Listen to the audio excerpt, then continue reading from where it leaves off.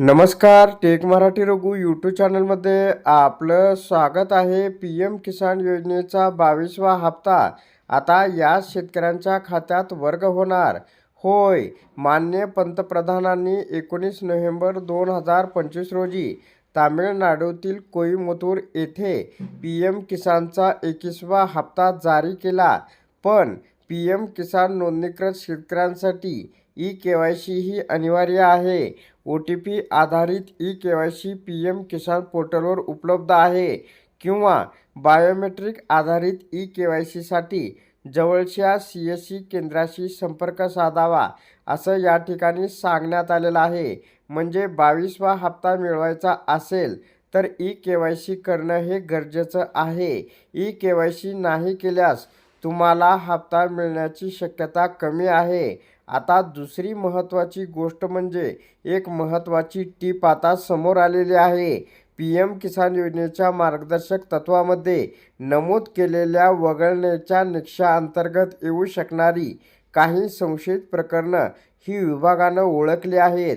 आता यामध्ये उदाहरणसुद्धा दिलेलं आहे.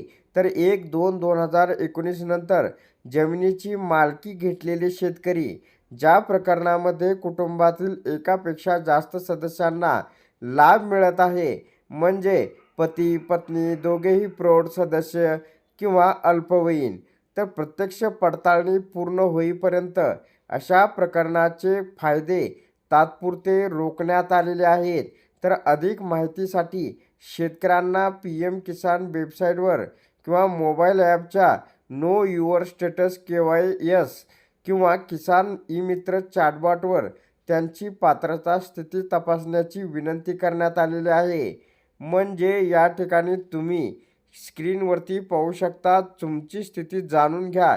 शेतकरी कॉर्नरवरती तुम्ही या ठिकाणी तुमचं बेनिफिशरी स्टेटससुद्धा पाहू शकता. म्हणजे याच शेतकऱ्यांचा आता या ठिकाणी लाभ हा बंद होणार आहे. एकापेक्षा जास्त शेतकऱ्यांनी एकाच घरातले लाभ उचलत असेल तर त्याही व्यक्तीचा लाभ या ठिकाणी बंद होणार आहे. म्हणजे एकाच व्यक्तीला मिळेल. धन्यवाद.